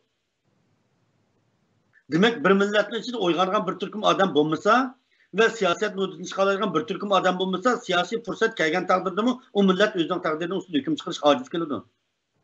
Şu bir yerde Uygur halkı umumiyetlik bir siyasi uygun işte ihtiyacı var. Yani mundaq aytgan chaqda bir internet hükümetiga ehtiyoj deb turdi yoki taqlidiy bir hukumatga. Shu bizning navbatdagi siyosatimiz amaliyotda bir tor siyosati bo'lyapti. Ko'pincha bizning darslarimiz, leksiyalarimiz internet orqali bo'lyapti degandek. Mana bu narsaning oqibasida biz ondan bir turkum emgak kuchlarini barliq keltira olamiz. Ya'ni mustaqillik uchun emgak qiladigan emgak kuchini barliq keltira olamiz. Shu bu yerda bizning xalqni nurg'un adamlar o'ylaydi, eng avval rahbardan birisi o'rtib kelsa, ash rahbarning yetakchiligida ondan biz anda qo'zg'alib ketsak, manda qo'zg'alib ketsak deb. Amaliyotda dunyoning tarixida bo'lmaydi shu. Dunyoning tarixida avval tashkillanadi, undan keyin harakatlanadi. Harakatlanish jarayonida bala bu beshidan o'tkazgan bu harakatlarningki tajribasining cho'g'ilishi natijasida rahbar tavlinib chiqadi oldiga. Ya'ni eng yaxshi qo'mondan urushda tavlinib chiqadi, osmondan oliy maktab bitiriblam, ma doktor o'tgan kelsin, ma prezident olsun deb tayinlaydigan ish olmaydi. U ash urush qatnashlar yanında to'xtamay yengib, to'xtamay o'zining strategik ortiqchiligini joriy qiladigan ekan, voy ma alamat urushni qilayotgan, ma ishni qila oladigan degan ekan, barabara u gavdilinib o'tirib chiqadigan gap. Shu Uyg'urlar ichida hozir qadar men o'yladim, agar vaqtlik o'tirib chiqmagan odam qachon chiqadi o'tirgan? Mushinchi bo'lar tahdid o'limlar bo'lyapti, yana qachon chiqmoqchi bu millat? Demak, hamdiki umid shu bizda qoldi. Ya'ni avval biz tashkillanaylik, harakatlanaylik. Mushu tashkillanish, harakatlanish natijasida bizning o'zimizdagi siyosiy tajribalar, siyosiy ma'rif barliq keladi, siyosiy uyg'unish barliq keladi. Mushu siyosiy uyg'unish jarayonida ondan biz o'zimizning ilg'orlar kollektivini yetishtirib chiqa olamiz. Shu nuqtada iqtidorli va qarindoshlarimizningki oz to'la tirishchanlik qilib baqish, sinab baqish, biroz himmat qilib baqish natijasida o'zi kutgandek xalqning e'tirofiga erishamagandan keyin peshini chiqib ketgan avvallarni ko'rgan bo'layotimiz, shuning shohid bo'layotimiz. Shu qarindoshlar qanday bir yurak so'zlaringiz bor? Bu vatan millatning ishi, hayotlikning ishi bu. Xitoycha men dastlabki deb aytdim, Xitoycha nihayat obdan aytdi, buni Gamingda inqilob degan shu naq avdirishlik gap. Ya'ni beshing pastda butun osmonda bo'ladigan ish yoki dog'i siladigan ish bu. Ya'ni hayotingni tikib turib qiladigan ish. Bu savdo tijorat emas, ziyon tas oqiyon qilib bo'ladigan. Bo'ldi bunun qachon kirdimi ta o'lgich davomlashtirsa bu yo'lni. Ya o'lim ya kirim. Şoň bizning şuarymyz şu ya mustaqillik ya o'lim. Şoň vatan millat uchun xizmat qilmaydigan har qanday odam shu o'ng tarafiga o'limni, sol tarafiga turmini olib qo'yib mangdi bu yo'lga mutlaq. Endi shu xalqning e'tirofiga erişilmaslik meselesidan qiydaş. Bunun cevabı. Bu qiydaýdygan iş emas, biz başkalar için kılıvatmayız bu işini. Bu vatan bizning vatanimiz, şahsen mening vatanim, men vatanim için kılıvatmay bu işini. Eğer kimiki bu mening vatanim dep qargan bolsa, Necmiddinning vatani dep qıp baqsın körüp baqıla demegende bolsa, käsi bu diýerdi biz hemkarlyş meni berimiz. Şoň bu men özümniň işi tutsa, bu men özümniň işini dep başkalara minnet kılıp kenmen. Özümniň vatan üçün qılgan hyzmatimni başkalardan jogap kitamdym men. Müşahedeki farkda, müşqaraşdaki farkda bolup qaldy eken awal. Yani başkalar qıpırvatqandek tuyg'u kep qalgan insonlardan endi minnet chiqdi ekende. Keyingi bet görsek boldy. Bu ýerde bir meseleni oturup qoyup to'g'ri keldi. Bir millat mayli avtonomiya ýaşasyn, mayli mustaqillik ýaşasyn veya hech qanday siyosiy hukuk yo'q holatda ýaşasyn, bu millat özüniň siyosiy hukukyny gowdaýan siyosiy aktivlar gruppasyna ihtiýajly. Mesela Şwitsariýada ýaşaýan Sami diýilgen millet var, bularning parlamenti var. Bularning özüniň saýlangan wekilleri var. Şwitsariýa parlamenti alada itibar bilen garaýdy, bular gerçi sany az bolsun, yerlik millet bolgaçka. Ýani şuningdek mesela Germaniýada bu hazır Germaniýada turýatmy? Nim bilen namaýyşyň bilen kelgen. Germaniýada misal diýilgen, Sorb diýilgen bir millet var. Bu Serblarning bir kısmı Slavyan milletlerinin biri. Şu Germaniýanyň Polşa bilen bolgan çegirisi olturaşkan bir millet. Muşlarning özüniň siyasi birligi var. Bularning siyasi birligi kişilik hukuk üçün emas. Çünki Germaniýada kişilik hukuk kapalat kelgen. Şundaqy mustaqillik üçün emas. Ularning tarqalgan orny we jografiyalik ahwalydan ularning mustaqillik imkaniýetimi ýok. Amma ular özüniň barlyk menfaatini gowdaş üçin özüniň siyasi qurilmasyna ehtiyaj. Demek biz teşebbüs kılayotgan siyasi kurulma, siyasi mağrib, yalğız siyasi müstakillik ve bizim kişilik hukuk meselelerimiz üçün emas, bir milletin yeryüzündeki hayatlık üçün bir vasıta lazım. Şoňlaşka men hazır bu mayada ötken milli menfaatini gowdaýan bir grupynyň kuruluş ýarýanynda vaz geçilmez bir siyasi nişanyň sepler boýy turguzylyşy. Yani bizim vaz geçilmez siyasi nişanymız elbetde bizim milli müstakilligimiz, onundan başka hiç qanday haýatymyz ýok. Bizning barlyk imkoniyat, barlyk logikimiz mustaqillikni çykyşga alaty turguzylydy. Mustaqillikdan asla vaz geçmey turup, dünýanyň logik qanuniyetlerinin içindeki en ilmi, en toğrusulardan paýdalanýarga, en jangybar şekilde muşu ýol tirişanlyk gözüşüp togry keldi. Şoň bu ýerde bizning meýli maňar parklyk täkim köp adamlar siýasetini düşünýän, siýaset boýunça hereket goluna alaýdygan, özüniň kalbideki şahsiýetçilikni, özüniň birleşenmezlik sebäplerini, özüniň işlerdeki ünümsizlikni hal kıla alaýdygan bir hal kılıç çarysy bilen täminleşden başga, ýani biz paralel berip atgan şirketler faaliýetlerden halkara alakalarga täsir göstergen her kaysi şirketler ve akıl ambarları mundaş etken çağda.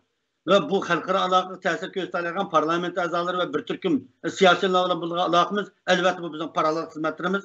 Bu paralel hizmetlerinin nurgunlaryny biz köpçilik aşkarlaşkan amalysy. Çünki aşkarlagan dikili bu işin kıymeti kalmaydı, öyledi bu iş. Mesela siz bilsiz aldın katın biz etnik kırgınçılık ve muşu kırgınçılık katlaşkan cinayetlerinin arxivini toğuz şakıda azırak izlengen bulduk. Bunun başı ahirki meselelerini ve bunun ahirki hal kılış çağrısını oturup koyuversak bu işin kıymeti kalmaydı. Kıymeti kalmayı bu iş belki 20 yıl bozuluşluk uçuruşun mümkün. Mesela 2 yıl aldı bizden pasport planımız oturup koyulgandikin Halkara Musafirler Mahkemesi'nde ve Halkara Avasiya Birleşmesi'nde Xitaylarning münasebet bilimine başlık kılış bilen bu türlümüzden küçük ketken bazı meselelerine şahit olgan bulduk. Demek bizden nöbetki söhbetimizni yalğız Facebook'un aldırık halkımızda anlamaydı, işbirliğimi anlaydı diyen gap. Şoň Facebook gap kılayotgan, YouTube gap kılayotgan qeyrindaşlarımız öz qılgan gapni awal Xitayning işbirliğinden anlaydyganlygyny unutup kalmasak gerek. Emniyet aramızdaki nurgun iflas insanlar muş ammi vasıtlar arkaly Xitaylar nurgun uçurlarını bergen boldy. Mesela muşqatim Gollandiyadaki ballar tutulup bolgandan keyin Xitay sakçylary yoğan labada palany Ýawropada mundaq işler bilen tutup turulgan o budap ata-anasyn apyryp gaýtadan nazarat astyga ep koygan, ularning bäzi bir tuqqanlary nazarat astyga koygan bäzi gaplarni aldyk. Xitay bu üçin 2007-de ammiýe gatnaşmas, ammiýe tartışmaslarda özüni wetanperwerler dawran saladigan iflaslar tarapyndan ýetkizildi ýani. Aldyrgy ballar asasen çykdy, päherden bir kepil tapsaklam umy çykyp ketdi. Hudaýym bolsa. Yani biz deyotgandek shu millatning mustaqillik yo'lida tashkillanish, birlik hosil qilish, tarbiyalanish orqali bir ilg'or siyosiy kurashni o'tishni chiqadigan qo'shinni shakllantirish, andin funksiya taqsimlash, masalan, torbat yasashni, iqtisod vujudga chiqara oladiganlarni iqtisodni amalga oshirishni, nutq so'zlaydiganlarni nutq so'zlashni, hech bo'lmagan chog'da son orqali partiyaning ommaviy ko'lamini qilib berishni degandek, har qaysi a'zolarni turlari bo'yicha ishlarga ayirish va ularni ichidan qo'lidan kelganlarni xalqaro aloqaga, muhim xalqaro siyosiy shaxslarga, siyosiy aql ambarlarini o'lcham qilgan ba'zi bir shirkatlarga uchur ta'minlash va aql, iqtidor, jasorat jihatdan millatni zararlantirish to'xtamay. Mana bu biz navbat qilayotgan xizmat. Bu albatta bir-birini shart qiladi, bir-biridan ayrilanmaydi. Shuning biz yolg'iz ma'rif qilib qarab qilib, amniyat o'zimizning siyosiy faoliyatini tashlab qo'ygan ish yo'q. Yoki siyosiy faoliyatni tashlab qo'yib, siyosiy ma'rifni tashlab qo'ygan ish yo'q. Biz ichki jihatdan siyosiy ma'rifni tutyapmiz, sirtqi jihatdan ko'zunlar ko'rayotgandek Yevropa parlamentini oldida bo'layotgan etnik qirg'inchilikni e'tirof qildirish namoyishi va boshqa xalqaro siyosatlar bilan bo'lgan aloqamizni hech qachon uzib qo'yg'imiz yo'q. Shu namoyishning avvalgi kichik bir tafsilot berildi. Qirlashtirmish xabar yo'q ekan. Men o'tgan yili boshlangan yoqqa qanday davom qilyapti, masalan, nima maqsad muddalar bilan qanday natijalarga yaqinlashdi? Men Yevropada odatda siyosiy qonun bu narsalarning o'zgarishida bir Yevropa parlamentining petition deydigan bir komiteti var, ya'ni iltimos komiteti deydigan, iltimos deb tarjima qilib turaylik. Bu iltimos komiteti odatda Yevropada turishlik ustuvi har qanday odamning qiyinchiligini hal qiladigan bir komitetamdi. Men buningga har qaysi davlatlarda turishlik bizning partiya a'zolariningki ba'zi pasport chiqqan qarindoshlar var. Ularning pasport orqali va o'zimning nasri orqali Sharq Turkiston Cumhuriyet Partiyasining nomida iltimos sungan bo'ldim. Xo'sh. Bu iltimosda ham Amerika mustaq Uyg'urlarga qarata siyosat chiqadi, qonun chiqadi. Yevropami Uyg'urlarga qarata qonun chiqarish kerak va degandek bir iltimosdi. Chunki Yevropani Uyg'urlarga qaratgan nurg'un masalalar dastlabda Yevropa ittifoqi rad qildi bu talabni va biz obdash qilib turyapmiz, Saxarov mukofoti berdik Uyg'urlar uchun. Yevropada Uyg'urlar uchun nurg'un yaxshilarni siyosatni qildik, siyosiy panoh ko'ratmiz deganda gapni qildik. Men bu ishlaringlar yetmaydi, o'taqsizning qatqa ishlaring tufayli bir yarim turmadan chiqqan yo'q. Hech qanday ahvolda o'zgarish bo'lgan yo'q. Ya Uyg'urlarga ish qilib turyapmiz degan gapni qilishni nomus qilinglar. Siz Xitoyning qilayotganligiga nisbatan sizning qilayotganligingiz faqat yetishmayotdi. Sizlar amaliyotda o'zinglar muqaddas bilgan, o'zinglarning qimmat qarashlarini qo'llash uchunmi tegishli harakatga o'tmadinglar? Navbatdagi masala yolg'iz Uyg'urlarning siyosiy qirg'inchilikqa, etnik qirg'inchilikka uchrash masalasi emas, balki Yevropaning bundan keyin Xitoyning ikkinchi yo'l xaritasida dunyoda ikkinchi qatim bosh ko'tarish fursatidan ayrilib ketishini derak ko'radi. Agar Uyg'urlardan ayrilib qolsa, dunyo Xitoyni parchalab etadigan bir kozirdan ayrilgan bo'ladi. Agar Xitoy parchalab etilmasa, u chuqumki dunyoning tahdidi u. Shunga ilm o'qitishinglar am kechish bo'lmaydi deb yana qaytaram javob qildim. Men Kanada irqiy qirg'inchilikni e'tirof qilib qonun ma'qullagandan keyin darhol ikkinchi qatim yana petition sundik, iltimos sundik ya'ni. Bu iltimosning turkisi o'tgan 7-oyda boshlagan davom namoyishimizni oraliqda bir ish hafta cho'ng namoyishlarning aralashib qilishi va korona sababli bir ta'sirga uchrab to'xtagan ishlar bo'ldi. Bumuz izchil davomlashyapti, har hafta degandek. Ya'ni biz odatdagidek shanba kunlari qilmadik namoyishni. Xizmat kuni yana kelib Yevropa ittifoqidagi kishilik huquq, adolat va yoki shu iltimos munosabatli muhim yig'in ochilgan kunlarga o'tilib, yig'in ochilgan vaqtida parlament oldida namoyish qilyapmiz. Bunda bo'lgan chog'da shu yig'in qatnashib chiqqan va yig'in qatnash oldida turayotgan bu parlament a'zolari tushlik aram olish vaqtlarida va shu vaqtlarda chiqib bizning qishimiz kelib o'zining namkorlaridan biri biz bilan fikr almashtirish fursatini yarata olar ekanmizda. Bu orqali biz xalqlik bir necha siyosatlar bilan bevosita siyosiy aloqa qurish imkoniga ega bo'ldik. Bu namoyishimiz yana davomlashyapti. Seshanba kuni yana ham Xudoyim buyursa Bryusseldagi shu parlament oldida namoyish bo'ladi. Bu namoyishmi o'xshash shu petition iltimos komiteti bilan Yevropa kishilik huquq adolat komitetiniki ochiladigan yig'ini hamda bizning o'tirib qo'ygan shuarimiz bu bir tanlash emas, bu bir majburiyat. Ya'ni Yevropaga nisbatan Uyg'ur masalasi qismi bo'ladigan, qimsi bo'ladigan bir ish emas, balki qimsi qat'iy bo'lmaydigan bir majburiyat.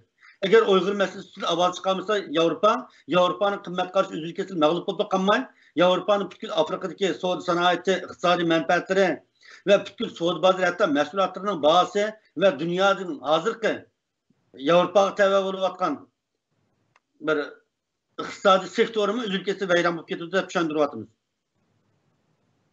Şuna Xitayning Uyg'urlarga qaratgan narsasi hisobda Xitoy hukumatining qanchalik vijdonsiz, qonunsiz, insofsiz ekanligini bildirib turgan bir fakt bo'ldi. Bunday bir insofsiz, qonunsiz harakat qiladigan bir hukumatdan ogoh bo'lish kerak dunyo uchun. Agar buni vaqtida tadbir qo'llanmasa, Xitoy buningdan ig'ir tadbirga o'tishi mumkin. Buni iste'molchilarimizda aniq eslatdik. Bu qarindoshlarimiz shuncha vali jiqtash kerak bo'lsa, silmish siyosiy partiya qursa debdikan, oxirgi javobimiz sifatida buning bir javobini berib bersam. Xo'sh, anlasak. Nimiş siyasi partiya degan keyinkilikse göteyli. Biz de öttük bugünkü dünyada her kandak cumhuriyet deb atalgan devlette çukum siyasi partiya buludu. Her kandak cumhuriyet deb atalgan devlette çukumlu siyasi partiya buludu. Meyli saktı olsun ya yalgan olsun. Hatta Xitaylı mı partiya bağ bilimiz. Rastın birisi yalgandığını 8'i var hem de. Siyasi partiyalar demokratik süzülmedi ki halkını teşkillaydıgan, halk bilen siyasetini ulaydıgan intayın halklık bir tügün. Bu tügün bulmay turup halk öz güvaz katlaşamaydı. Bir devlette 10 milyon adam olsa 10 milyon adam hemisi berip siyaset katlaşamda. Ula özünün vekillerini saylaydı. Kandak saylaydı siyasi partiya arkalık. Siyasi partiya arkalık, siyasi aktiflik en üstün, siyasi ideolojiye adamlar özünün ideyasını kollaydıgan ve özünün teşkiliniz asraki adamlar arkalık özünün programını oturup koydu ve bu programını kollaydıgan adamlar arkalık, belet arkalık hakimiyet yürütüyordu. Şuna bu siyasi partiya demokratik tüzülmedeki siyasi güçünü şekillendiren en halklık organ. Hem durga adamlar deydi, müstakil olmayan devletlerde aval devletin kurulup onun için partiya kurmayımız mı der. Partiya asmandan düşmeydi. Devlet mi asmandan düşmeydi. Partiyani halk kurudu, devletini partiyalar kurudu. Yani hükümetini partiyalar barlık getirmekte etken çağda. Yani mundaq etken çağda Şinxay inqilabını kim kozgap, Çin sonrasını kim ağdı? Onun oğlu kurulgan, 1894 kurulgan Gomindan şunda mı? Gomindan'ı aldırıp Xitay hazır hükümetini kim kurdu? Xitay Kompartiyası kurdu. Bosniya'nı kim kurdu? Bosniya Demokratik Legislatif Partiyası kurdu. Kosova'nı kim kurdu? Kosova Halk Hareket Partiyası ve keyin Kosova Demokratik Partiyası kurdu. Demek her kandak bir siyasi harekatın aslında halk ve halktan teşkillenen siyasi partiyalardan teşkillenen siyasi parlament ve bu parlamentin çıkan hükümet olurdu. Bu meyli devletimizin zimini yaşamı yaşamam. Hatta bundan şey ettiler. Yahudiler tuncu katım Yahudi Kongresi'ni çağıran mezgilde Yahudilerin devleti yok da. Ama ular Şvitsariya'da çağırdı, bilirsiniz Bazel'de çağırdı. Ular kandaksı gözün parlamenti çağırdı, kandaksı gözün partiyasını kurdan da olsa. Uların devleti yoktu, o da İsrail'e onun 50 kişilikten kuruldu o. Şuna tuncu katım Bazel'den eskilen vakitler deydi, İsrail'e kurulup oldu degen. Yani İsrail'in devlet atsı, bazı liğanlardan İsrail'e kurulup, emniyet naziriye cihetten, prens cihetten kurulup oldu. Demek, an cihetten, siyasi uygun cihetten özünün devleti gelişip olan bir milletten zımınga erişişi fakat vakit meselesi bu. Fakat fırsat meselesi bu. Şu bizim nöbette siyasi partiye bir siyasi uygun iş mektubu bayağı günümüzde. Siyasi partiye siyasi uygun iş yarayanda kemboz bulmaydıgan bir siyasi marif süpüsü bu. İnkılaplarının elip bir şeriyanı, halkın özünün şahsiyeti bilen vatanın menfaatini bir taraf kılış halkısı. Bir milletin okşamagan siyasi güç, okşamagan siyasi şahslarının gücünü bir yer toplaşta siyasi parlament ihtiyacılığı ve bu parlament için çıkım siyasi partiyanın bulmaydıganlığı bir tarih bizi gösterip bakan hakikat bu. Şuna siyasi partiye sığdırışan sisteminin asası. Yani hükümet arkalık emez, kurultay arkalık emez veya dernek cemiyetler arkalık emez. Kişiler fakat siyasi partiye arkalıkla parlamentoman uyuşunu kapaleti yıkıldı. Yani hükümetle birleşip parlament olmaydı herkes. Dernekle, cemiyetle birleşip parlament olmaydı herkes. Ya partiyeler birleşip parlament oldu. Birisi verip hakimiyet yürüdü, kavunu öksüzdü, onu nazaret kıldı denge. Sonuçta siyasi partiye bir milletin milli birliği için şart olan, yani siz devatkan milli tamıcına ve başka yardımdaşlarımız devatkan üstü birlik katarlıklarının hemmisini kapalatlandırgan teşkilat şekli partiye. Eğer siyasi partiye bulmuşsa bu üstü birlikini emelik aşık olanmaydı. Dünyanın kayırlı siyasi partiye yok parlament varken. Şunu bu biz basmışsak bulmaydıgan bir teşkili şekil. Yeni bir cihetine etken çağda Cumhuriyet deb atalgan her kanda kurulmada çıkım siyasi partiye buldu. Biz bayağımı dep öttük, bütün dünyanın hem bir yerde var bu. Şunlaşka partiye namzatları oturuş saylam arkalı kanunluk hükümet barlık geldiren bu formülanı meyli devletimiz bulsun veya devletimiz bulmuşsun Tibet'le üzüm saylam arkalı köşk bir vatıdır bizge.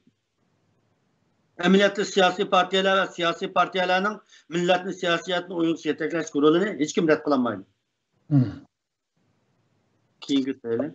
hozirgi bizda ilib berilayotgan tashkilot nomi bilan dernek nomi bilan siyosiy harakat qilyapmiz deyish undaqda kasbiy nuqtadan ilib o'tgan chog'da yog'ochchilik bizkisi yoki yog'ochchilik do'koni ichida to'murchilik qilyapman deyishga deganga o'xshash bir ko'rinish yopdi-da. Boshqalarning qilayotgan siyosiy faoliyatini chetqa qilib bo'lmaydi-da. Ammo siyosiy faoliyatni qilayotgan siyosiy partiyaning a'zolik shakli, o'z ichida olib bergan siyosiy ma'rifi va siyosiy partiya degan nomidilla boshqa partiyalar bilan saylanmaga tushishga tayyor turayotgan birlashishni talab qiladigan holati. Men oldin qatimdan partiya pasport taqatmaydi qoida bo'yicha. Mana mushuning o'zi siyosiy partiyada o'zini biladigan va birlikni talab qiladigan bir intilishni paydo qiladi-chu. Ammo derneklar bunday intilish bo'lmaydi.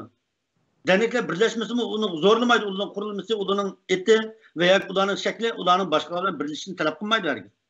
Yana bir jihatda aytgan chog'da ular siyosat qilyapmiz deydi. Masalan, boya dedim, ishkop qurash uchun sen ishkopni qurashtiradigan xaritini bilishing kerak. Biz ximiya bilan shug'ullanish uchun sen ximiyadan ozroq xabaring bo'lish kerak. Shunaqo, sen doktorlik bilan shug'ullanish uchun doktorlikdan xabaring bo'lish kerak. Unda xo'sh, siyosatdan shug'ullanib ketibsa, siyosatni qanchalik bir narsani bilsa, siyosatni tushunamsa, o'rgandim bu siyosatni. Buni o'rganmay turib, bilmay turib da kelamdi. Meni siyosiy partiya, naq siyosiy maktabning o'zi shu. Bu hokimiyatning tarqalish jarayonida xalqning ideyasini qanday tashkillashni, qanday qo'zg'ashni, qanday tarbiyalashni, eng muhimi xalqqa fidokorlik bilan shaxsiyatchilikning munosabatini to'g'ri bir taraf qilishni o'rgatadi. Şunu biz hazır en muhim kılıvatkan işimiz emniyet partiya azadlarının birinci vazifesi bizim partiya nizamnamesideki 5 düşmanını yanlış baskışıda biz hazır. Uygurlar bizim partiyanın nizamnamesideki 5 düşmanını yengen vaxtıda andın siyasi uyguluşunun birinci baskışını tamamlayan buldu. Yani hazır bizim birinci kadımımız siyasi partiya kireklik olan, iqtisadi mənbə olan Şərq Türkistan fondi barlıq kelgen buldu. Bu yerde biz ikinci kademde Söğüt analiz arqılıq yani fondga asası tema qaytib ketayli. İlk belirtmek buldu.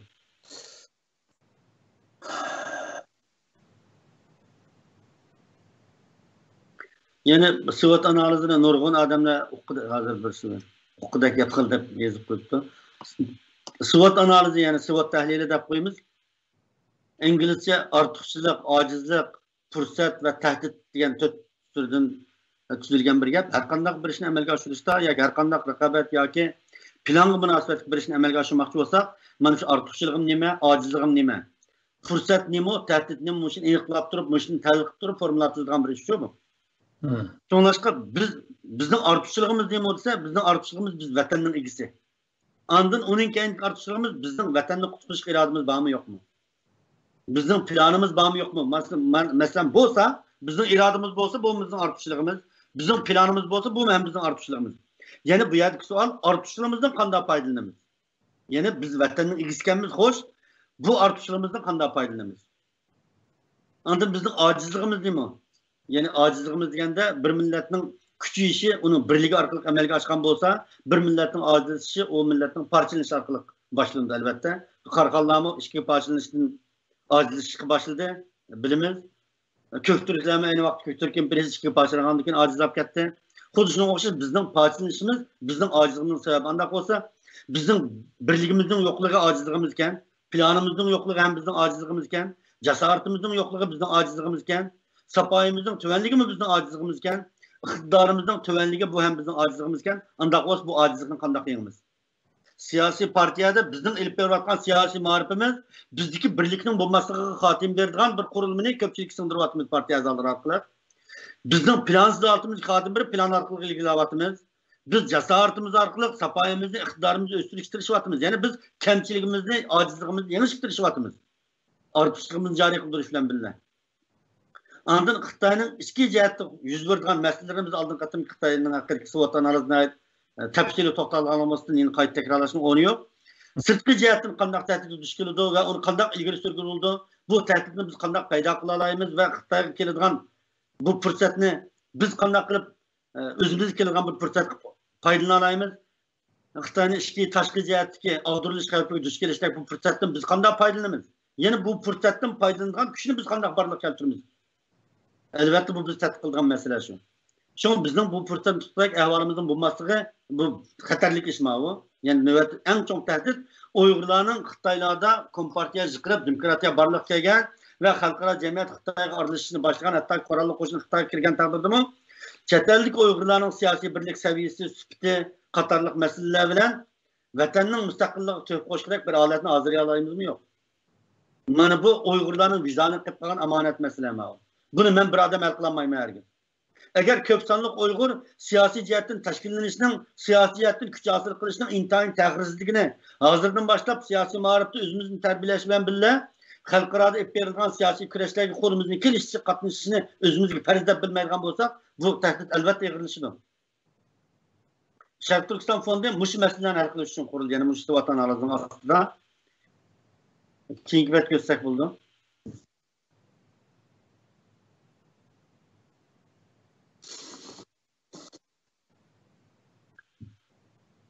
Şarkı Türkistan Fondu joylardagi moliya mas'ullaridan tashkillangan mablag' boshqarish maslahatlari orqali tafsiliy qurildi bundan keyin. Chunki nereden pul kiryapti, a'zolik badali nerga ishlatilyapti degandek masalani bu masalalar komitetiga biz muzokara qilamiz. Bu guruhda men yo'q. Joylardan kelgan partiyaning orqa davlatlardan kelgan moliya mas'ullari bilan bu masalalar komitetini qurib chiqdik. Albatta biz bu yerda foundationda Gollandiya tizimi olgan foundation bo'lgandan keyin barliq fonddan kirgan pul chiqqan pul hamma narsa aniq oshkorlandi, ammo biz u yerni tanlagan vaqtda fondning kirgan manbasini oshkorlamaydiganini tanladik. Bunda bo'lgan chog'da bizga pul yoniqqan qarindoshlarning yoki shirkatlarning bexatarligi Xitoylarning hujumga uchramaslik kafolatligi bo'ldi, ammo fondning chiqim qilinish doirasi kirgan summa va chiqqan summa oshkorlandi. Hem chiqqan summaning ishiltish sohasining hammasini biz oshkorlashga majbur bo'lamiz foundationga. Albatta buningda ba'zi qarindoshlarimiz balkim buni fondning qoidasiga kirgizmay turib bir taraf qiling deb bergan pullarmi bor, u pulni shularning talabi bo'yicha o'rnashtirib o'tmayapmiz. Navbatda hamda Sharq Turkiston fondi asosiy partiya a'zolarining badali orqali, ya'ni mablag' orqali yurishyapti navbatda. Biz balkim bundan keyin madaniyat va boshqa bayroq iznak qatorliq mahsulotlarni ishlab chiqarish orqali va yoki nashriyat buyumlarini bozorga solish orqali kitob jurnal degandek yana bundan ozroq kirim qilishimiz mumkin hozirgi planimizda. Andan texmi muhim bo'lgan bir turimiz xalqaro organlardan tur iltimos qilish. Hamda o'tgan bir yil biz bir necha turni iltimos qilgan bo'ldik, ammo bizning mustaqillik shuarimiz va boshqa ba'zi siyosiy masalalar tufaylidan xalqaro organlarning nurg'unlaridan taqa bizning siyosiy kurashlarimizga mablag' hal qiladigan yo'lning to'liq ichilib bo'lmaganligini, ya'ni xalqaro vaziyatning pishib yetilib bo'lmaganligini ko'ryapmiz. Endi balkim bundan keyin iqtisodiy masala va Yevropa ittifoqining siyosiy pozitsiyasiga ergishib bu pozitsiyalar o'zgarishi mumkin. Hem Amerika'nın tehditinin kaynaklarını bu kadar mizganda toluq tutup yattı. Belki bundan dekin bizim xalqaro organlarının türü iltimas qilishimiz jarayoni texmi qolaylashi mumkin. Çünkü türünün hemmesininki nimaga ishlatamiz bu pulni bizning qo'limizda ayni xarita bor. Bu narsa orqali iltimasimizni topshira olamiz albatta. Hamda türünün ravon yurishi, Xitoylarning ziyonkashligini saqlash uchun türünün hammani oshkorlashning o'rni yo'q. Buni shu joylarda mablag' boshqarish maslahatlari bilan bizning fondni boshqarayotgan siz biladigan ishonchli qarindoshimizning vakalatçılık bilan bu işler yürüyüşüp ketadi. Hem de onun için kapital ve aylanma meblag maxsus türede bir turnu oturup koygan biz. Yani yeterli pul bulup kalsa biz bu pul muayyen bir iş meblag seliş arqılı bu fondun pulunu uzunlukta kaç pul olsun için kaçlap tüketip atmayın. Bu pulun paydasını kaçlap dirini imkan bas saklap kalgan bir alatın barlık yaptırışını tirişini niyetik kelgen hem de. Bu mu planımızdı ba? Kağanlar hem de elbette qarindoshlarımızın fidakarlığa bağlılık oldu. Sharq Turkiston fondining funksiyasi fond xuddi bir paychilik shirkatiga o'xshash. Keyingi bet ko'rsak. Fond xuddi bir paychilik shirkatidek hisobot kirim chiqimini oshkor qilib turgan bir ochiq iqtisodiy suhbatchi. Shunlashqa bu yerda iqtisodiy uchuqlikni amalga oshirgan ishonchli bir qurilma. Shu butkul dunyoda ionlarni asosan fond orqali bir taraf qiladi. Fond orqali kirgan pulni qashli vog'ili, yevog'ili shaxsiy ishga tiqib olmaydi. Çünkü bankımı nazaret kılıdı o nesne. O pul ne etti, kanunluk mu emasmi, fond kurulgan vakti iltimasının ayak işiltimiz de vatkan muşu tertipleri uygun kelem diken memnun. Hem nöbette biz Sharq Turkiston fondunun çıkımlarını bundak bir net türge doğrulduk. Yani bir işhane çıkımları. Bunun partiyanın azalık bedeli ve başka nes arkalık bir nes kılamdık, kılmamlıkta partiye caylarki azalığı müzakir kıldık. Anı bir işhanemiz için bombuz çıkım bulmaydı. İşhanemiz çıkım buluş gerek. Degan bir fikir bilan ishxonani bekib ketyapmiz. Bu ishxonaning chiqimlari albatta shu fondning chiqimlaridan qatorida mangadi. Hamdan keyin tur iltimos qilgan u ishlarda odam ishlatib qolsak, Elbette bunun için mi kadınlara maaş verimiz, bunun için mi elbette fondun pulu ihtiyacı kurumuz. Hem de onun başka partiye buyumları da partiyanın azalığı iznek taktırgan, partiyanın ki teşvikat materyallerini bastırdıgan degandek, namayişler götürüp çıkırdıgan, risklerimiz bastırdıgan degandek bu işlağa elbette şu partiye çıkımları, partiye azalarının Şərq Türkistan fondidan çıkım kılıngan gibi. Gaylar hatta fonu kelmey turup aval çıkım kılınıp keyin hisabat kilovatıdan. Onun da başka memuri çıkımlarımız var. Mesela Manhattan Foundation'ın tizim için ketken bir çıkımlar, bank hesabını yürütürüş için buğaltır çıkımları, bu avukat çıkımları degandek çıkımların hemmesi bizden memur çıkımlarımız elbette bu mu? Fondun içinden çıkıdığan pul. Onun başka keyinki planımızda Uygurca siyasi okuşluk nahayet az. Çoğun inkılap diyen nime, siyaset diyen nime, milli birlik kandak amelge aşıdı. Muş temada nurgun siyasi okuşluğa ihtiyacımız varken bir türküm eserlerini münderecik çizip koygan bulduk. Hem de imkaniyetimiz etse bizim tercih grupumuz mu kuruldu hem de iş başarı kalsın turvatıdı. Zürür tercih eserlerini uğurlaştırıp muşlarını bir neşriyat çıkarsak hem de onundan başka yani mesela Wikipedia ve başka sahalardaki Uygurluğa ait uçurlarını, zürür de kargan siyasi uçurlarını internette tuluklasak Hak Uygur'da biz degan aman biz hakkımızda çıkım köp uçurlarını izlep tapalaydigan bolsa dep oylavatımız bu mu biz kelgüsü kıladigan türlerinin içindeki bir tür. Onundan başka mesela imkaniyetimiz bu kalsa azalarının içindeki tırışçan ve siyasetin terbiyelisi kalaydigan kadınlarını her kaysi hala bu iş terbiyelesek onundan başka mesela Avrupa İttifakı'na tapşırgan iltimaslarımızı o yer takılan teşkilatlarımızı İngiliz, Fransızca biz çıkargan bu işlerimiz bu bizimki Halkara təsir göç hizmetlerimizden bir kısmı hem de bu mu bizimki Şərq Türkistan fondidan çıkım kılındı. Hem de taşkı hizmet kitabı mesela siyasi usulünü statik kılıdığan bayağı degenimizdek 40-yıllık katlaşkan Xitaylarının ve başka 40-yıllık paydagan şirketlerinin ve Uygurların mecburen get katlaştırıp atkan şirketlerinin kanunu vekilleri ve başka münasebetli adamlarının materyallerini münasebetli organlar teminleş katarı boğunu siyasi usul statik hizmetleri şunakla şahsdaki kararların karatımlık teşvikatla siyasi onlarla alakalı kılıdığan işler onun başka siyasi uçurlarını yani bizgi təsir göstərkən ve halkılık bulvatkan caydaki adamlar kandak uçurlardan bəhrəman bulvatıdı, qaysı gezitlerini okuvatıdı, qaysı internetten kandak uçurlarını hem bəhrəlavatıdı. Bunu istatistik kılıdığan ve bunu doğrulaydıgan işlerin hemmisi gibi yani biz bir türküm emgek gücüge ihtiyaclı olumuz. Şonlaşık bizim işki çıkımlarımız, mesela partiye çıkımları, neşriyat çıkımları, mağarip çıkımlarımız, memur çıkımlar bu da asasen aşkar bulundu. Asasen. Ama bizim sırtkı çıkımlarımız yani taşkı hizmetimiz, dünyanın taşkı siyasi təsir köşkünü ep berip atkan faaliyetlerimiz asasen mahfi buluş gerek. Xitayımı özünün kanca adamının kampok solğanlığını ulanın kimligini bizden mahfi tutup atıdı o hazır. Uçur alaqımızı kesti, hiç kimini çekirdiğini çıkamayı atıdı. Aşı Xitay'ın mahfi tutkunu şu. Xitay işlerini mahfi kılgan yerde biz hem işimizi oturup taşlı versek bizden kılvatkımızı inkılap bu. Biz dernek kurmadık. Veya ki devlet ve millete kuşu medeni senet paylıktan şunlatkanımız yok. Biz yalgız saylam arkalı hakimiyet alıdığan demokrat devletlerdeki partiyelerle okşamayız. Biz saylam arkalı ilk tayarlanıvatkan öz içimizde ama vakti yap kalsa saylamda tutup koysak kurallı kıraş arkalık müstakillik tayyağı turvatımız dayırgan rengi var bir grup var. Bundan koğanırken bizim çokum hizmetimizden, bulup mu taşkı hizmetimizden en önemli siyasi hizmetlerimizden bir kısmı mahfi oluş gerek olurdu. Şu an nurgun kırındaşlar partiyenin yadrosuna ait partiyenin kılvatkan taşkı hizmetlerine ait inç kuşturlarını bilgisi kap gidiyordu. Bu işlerin bilişin amniyeti fakat acıtı yok. Şu ben en destek diyen bir gipimini de koygulatım nurgu adam oylaydı Uygurların iş doktor pulu bilen kancılık işini ketkil boladı. Hakikatin cekalaşının iqtisadi tanarqı, yalganı cekalaşının iqtisadi tanarqı ait köp töven. Biz hakikatin cekalavatkanlığımız için bizim kiçik selenimiz gayet zor ilim kazanalaydı. Bir tal maqalularımı bir devletin neçe milyon kaçta berbaqın bir ihtiyaç sesimiz veyran kuvvetkil olursa vakit yap kalsa. Bugünkü liksiya müşahede toxtusa qalğanlarga sualık cevap bir şekilde gösterek buludu. Allah razı olsun. Ben 5'de 2 sual var dedim. Birisini bayatın cevap etken bulduk. Yeni birisi de Uygurlar ötmüştiki. Yani 1. 2. Cumhuriyetimizden kuruluşundan aldık indiki tarihi devir bilen bugünkü yani 100 yıldan keyinki bugünkü əsrinin yani bugünkü 21. əsrinin 5'de 50 bervatkan siyasi küreşleri arasında qandaq bağlanışlık veya ki farklar var deb qaraysiz degan bir savol edi. Bizning 1. Cumhuriyetimizde ve 2. Cumhuriyetimizde xalqimizda siyasi sapa ziyolilar qo'shini taqdirliq yetarli yetlib bo'lmagan. Yani biz izchil deyotgan, biz dastlabki ta'kidlab o'tgan shu qiyinchiliklar bizni qiynab qo'ygan. Yani aramızda siyosatni chiqqan odamlarning bo'lmasligi, xalqning davlat qurishga bo'lgan tushunchasi ve siyasi sonuçlarının yeterli olması yanılımda aytgancha, o xalqning ichida safolik odamlarning az bo'lishi, jasoratli odamlarning texim az bo'lishi, jasoratin borgan odamlarning o'zining shaxsiyatini yangilaydigan darajada siyosiy pozitsiyaga va siyosiy safoga ega bo'lib qolması qatorliqlar bilan biz birinchi ikkinchi jumhuriyatlarimiz mag'lub bo'ldik. Amaliyotda ikkinchi jumhuriyatni bir tabiiy biz qurgan jumhuriyat deb atab ketishkim bo'lmaydi. Garchi uning qonuniy meroslari va biz foydalanadigan g'oyat to'g'ri.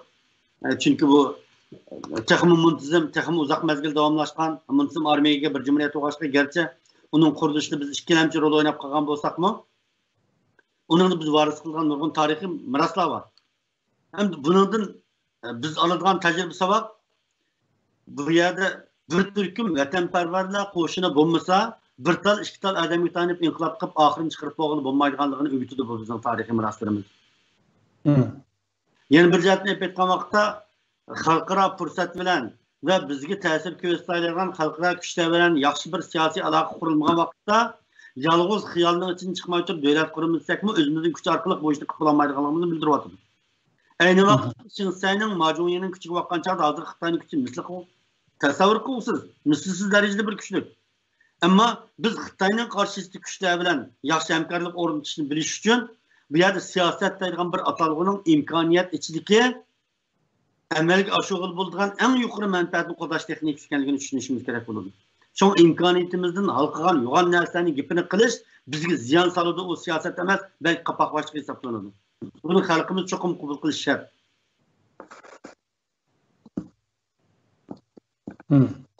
Yana ba'zi qarindoshlarimizningki ilgari surishicha, mana shu Sharq Turkiston atalg'usi bilan milliy atalg'u bo'lgan hozirgi Uyg'uriston atalg'usi masalasi haqida tortish qilishdi.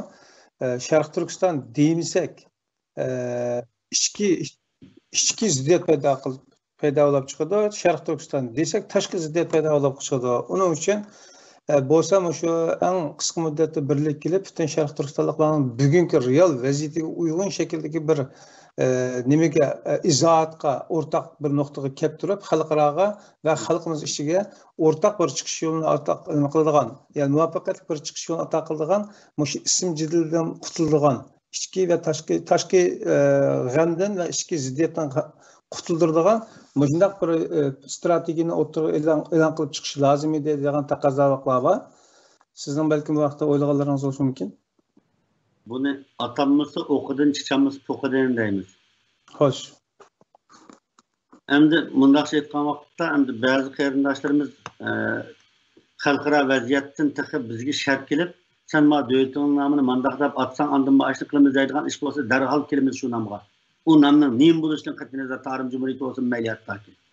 Bu yerda biz bayatın davatına milli müstakillik olsun, milli avtonomiya olsun, her qanday bir millatning siyosiyatdan uyg'unishi, siyosiyatdan normal bir demokratik ichki birlikni sig'dirishdan adolatli bir qurilmani barpo qilishi butkul masalalarning ochqichi bu.